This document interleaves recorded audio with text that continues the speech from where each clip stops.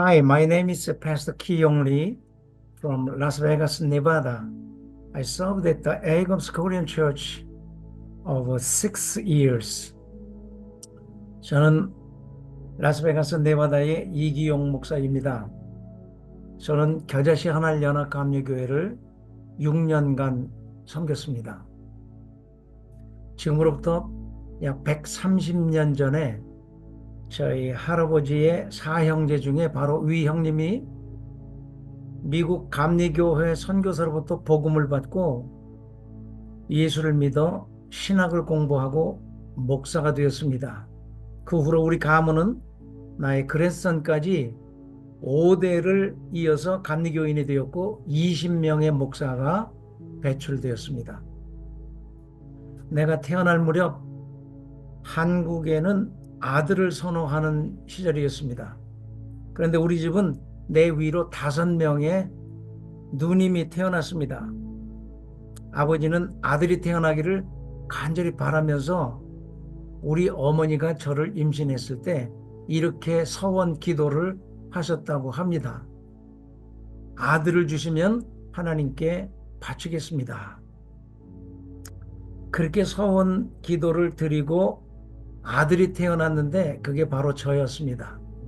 내가 자랄 때 우리 집안에는 벌써 여러 명의 목사들이 있었습니다. 그래서 자연히 목회 이야기를 들으며 목회적 분위기 속에서 자랐습니다. 아버지의 서원 기도처럼 나는 신학교에 입학을 하였고 졸업한 후에 안수 과정을 거쳐서 안수를 받고 정의원 목사가 되었습니다. 그리고 나서 나는 신학 공부를 더 하기 위해서 독일에 갔습니다.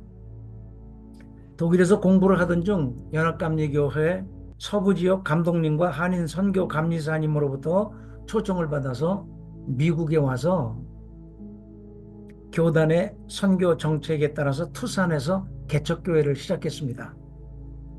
그때 나는 GBGM 한인 선교를 위한 도메스틱 선교사로서 3년을 일했습니다. 나는 미국에서 개척교회를 하는 것이 하나님의 뜻인가를 다시 한번 확인하려고 40일 동안 특별 기도를 했습니다. 이 일이 하나님의 뜻이라면 5가정이든지 7명을 보내주시옵소서. 그렇게 기도를 했습니다. 근데 40일 기도가 끝나는 날, 그날은 부활주일이었는데 5가정인데 7명이 새신자로 왔습니다. 2가정은 부부였고 3가정은 싱글이었습니다. 내가 의심할까봐 하나님은 2가지를 다 응답하셨던 것입니다. 그래서 투산에서 개척교회를 시작하는 것이 하나님의 뜻으로 확신하고 목회를 했습니다. 목회가 잘 될 줄 알았습니다. 그런데 1년이 지나도록 교회가 잘 성장하지를 못했습니다. 1년쯤 다 돼갈 때 저는 너무도 낙심이 되고 힘이 들어서 목회를 그만두려고 했습니다.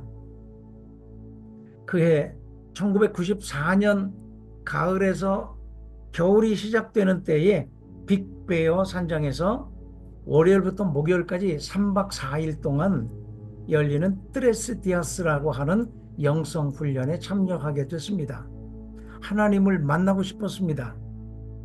우리 UMC의 워크 인메누스와 비슷한 프로그램이었는데 나는 하나님을 간절히 만나기를 소원하는 마음으로 거기에 참여를 했습니다. 그런데 수요일까지 아무런 일도 일어나지 않았습니다. 그런데 마지막 날 목요일 아침 예배 시간에 예배 전 찬양 시간이 있었는데 그 찬양 시간에 갈릴리 호숫가에서라는 찬송을 부르는데 그 가사말 속에서 하나님의 음성이 들려왔습니다. 갈릴리 호숫가에서 주님은 시몬에게 물으셨네. 사랑하는 시몬아, 넌 날 사랑하느냐? 오 주님, 당신만이 아십니다.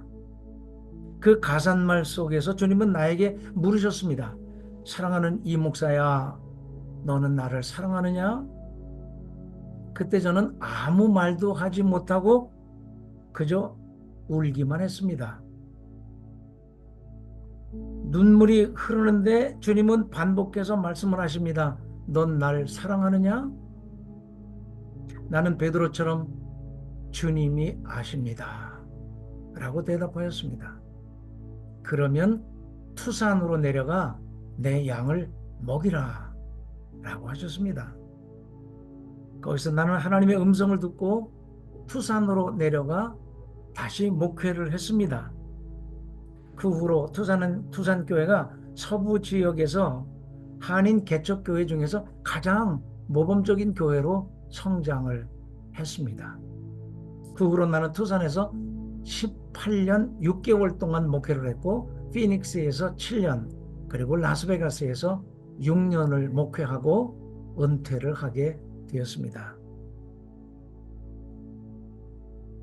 하나님은 나의 모든 목회 여정에 동행하셨고 내 곁에서 항상 나와 함께 하셨습니다. 마태복음 28장 20절의 말씀, 내가 세상 끝날까지 너희와 항상 함께 있으리라는 말씀처럼 주님은 나의 목회 내내 나와 함께 하셨습니다. 우리 연회에서 목회하는 동안 사랑해 주시고 도와주셨던 여러 감독님들, 감리사님들, 연회 스태프들, 모든 분들께 감사드리며 이 모든 영광 하나님께 돌립니다. 감사합니다.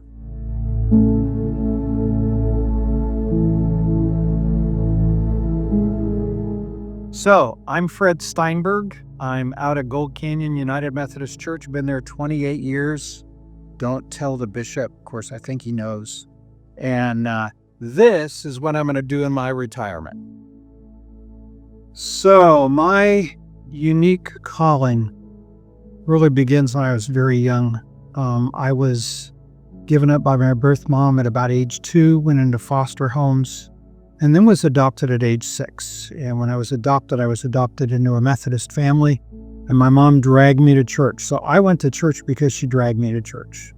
And then she quit dragging me to church and I quit going. And then a cute girl named Rosemary invited me to go to youth group, and I went because she was cute. That relationship didn't work out long term. I began to continue to go because of the volleyball. And then I found myself really getting to understand who Jesus was. And that changed my life. We had a great associate pastor named Chuck Hoffman, and he sent, under his leadership, a lot of people into ministry. Matter of fact, when I felt my call to ministry, I went in and told Chuck Hoffman, and he just started to laugh. And I go, "Oh, it's so funny." And he said, "Well, you're my 12th. So I have my 12 disciples." So that church sent 14 people into ordained ministry in 14 years. Matter of fact, one of the church members referred to that as the Camelot time for that church. It had a remarkable influence on all of us. So I said early in my life that I would never be a minister. And then I felt a call to be a youth minister. And then I said I would never live in Arizona. Matter of fact, I traveled with my wife here when we were dating. And I remember getting out of the car. I was from Southern California, getting out of the car at like 9 o'clock at night, and it was like 110. And I said, I would never live in Arizona. And then I felt a call to be an associate pastor at a church in downtown Phoenix, Arizona. And I said also that I would never be a senior pastor. And then I got a call to pastor at Gold Canyon United Methodist Church and be the senior pastor. And I was there 28 years. Shh. Don't tell the bishop. I think the bishop knows. And I have to say that I can't imagine a more fulfilling or exciting life, and also more challenging life, than what I've led in ordained ministry in 38 years. It's been fabulous. And God has taken me to places I never would have anticipated, but I can't imagine a more fulfilling life than what I've experienced so far. So who knows what the future will bring? I hope more.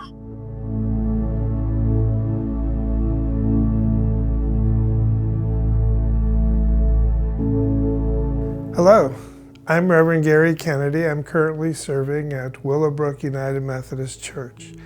And I was asked to share a little bit about my unique calling. I think all of us have a unique calling. For me, it's one of a blessing. I grew up in what was actually a provisional, we'll call Latin American Provisional Annual Conference in Southern California and Arizona. I grew up in Southern California. It was a collection of Spanish language churches that eventually merged with the Desert Southwest Annual Conference. And for me, that network of churches, and my home church especially, El Buen Pastor, United Methodist Church in Santa Paula, California, was a real nurturing environment. One that I learned and grew and enjoyed. And by the time I was in 8th grade, I already knew I was going to be a pastor. I can't tell you exactly how or why, but I knew that. And one Sunday, a man at church, Tony Pineda was his name, came up to me and said, Gary, I need to talk to you. He was a little bit nervous, and he said, I had a dream last night. In my dream, I was to tell you that you're going to be a pastor. And when he said that to me, I remember thinking, I already know that. I already knew that was my path. And so for me, my calling was such that in that home church, I grew in faith and had a real love for the church. Working with, being a youth participant and then working with youth in that setting prepared me for my first appointment, which was at Paradise Valley United Methodist Church. And there, I walked into a very strong youth program led by parent leaders. Stephen Govette was a youth in that church. Deanne Hanlong was a youth, and both their fathers were part of the team. And there were a whole bunch of junior high, senior high, young adults, 40 in each of those brackets. There were more people in the youth and young adult program than were in my home church growing up in California. Those were special years, and that led to my next appointment. From Paradise Valley, I went to Avondale, the Community Church of Avondale. And there, my calling and each place prepared me for the next place. At Avondale, we had a very strong group of men. In fact, we had a connection with Luke Air Force Base. Many men from there came. And in fact, the president of our men's group was a former base commander and fighter pilot. And every year we went to the annual conference camp, the United Methodist Men Camp, and I always won the award for the most men. That ministry with men was important to me, and I learned a lot from those guys. My next appointment was to Tempe first as an associate pastor and a half-time director of the Wesley Foundation at ASU. There again, I walked into a very strong program. We built upon it, and working with young adults and college kids, tremendous ministry. In fact, 6 from that ministry went on into ordained ministry, including Annabelle, Karina Sisk, Angie McCarty, Dan Hurlbert, Mike Kerr Osmond, Scott Andrews, and those were very special years for me, because many of the other young people went on to church leadership in different capacities. From the campus, my next appointment was to Gilbert United Methodist Church, where family ministries was so important. My 2 youngest children were born there, and my wife Debbie spent a lot of time in the cry room. And I think that in itself was amazing, that a church had a cry room, like the old-time theaters that had cry rooms where you could take your kids and they could cry and it wouldn't interrupt others. We had a very strong young adult program, youth program, and conference volleyball was big. Conference, most churches had teams. Gilbert had a gymnasium, so we played a lot of games there. Big tournaments were held. Trinity Methodist Church housed one. For many years, we had tournaments at ASU West. Very, very special years. And then from Gilbert, my calling and the continuation of preparing took me to being a DS, and being a pastor of pastors was unique and special for me to encourage pastors in their role. And then finally going to Willowbrook United Methodist Church. Again, there I have a very special group of guys I work with, a men's group there, and surviving COVID. And not only surviving, but the church was thriving during COVID. And we weren't in the building, we weren't having worship, but the church was out in the community. In fact, a local news station came and did a story on some of the work that the people did. We had drive-through food where people, seniors in isolation in Sun City, could drive by the church and get food. Anyway, my calling has been a series of blessings, each one preparing me for the next appointment. And so I simply say, what a blessing it has been, and what a joy.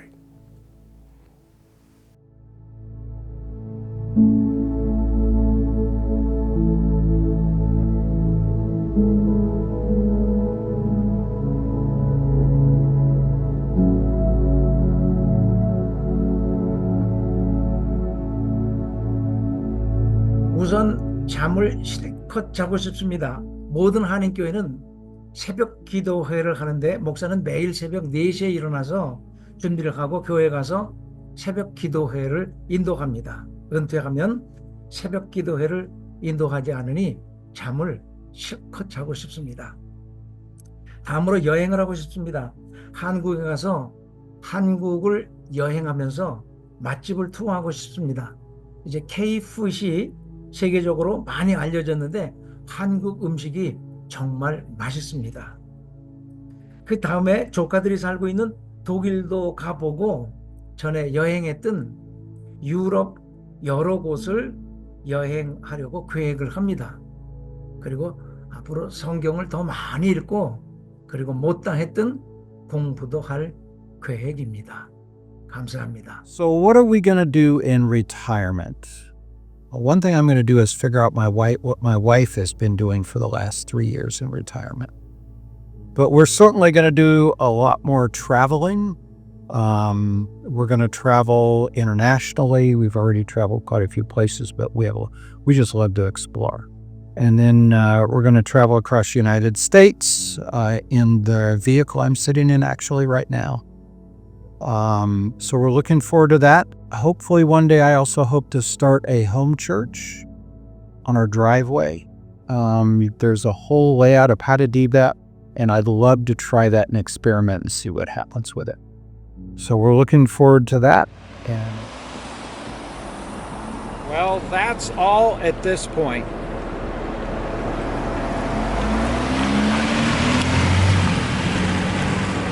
And I think the retirement days will bring days of discernment. My plans simply are to rest, to go visit other churches, to listen to good sermons, and to be able to worship without having been a part of the planning and not worrying about who's going to lock up the building that day, just to go and worship. I look forward to going around different places and visiting. My wife and I would like to do some travel, like to interact with clergy friends. And one of the things I talked about, Fred Steinberg, who's also retiring, our connection goes way back. I met Fred and Beth at Youth Day, an annual conference at Redlands on the lawn, and Fred was still in high school. That tells it how long ago that was. And we've talked about traveling with Fred and Beth and doing things. So I look forward to a different scenario, different stage of life, and that'll be a blessing too. Hey, it looks like my ride's here.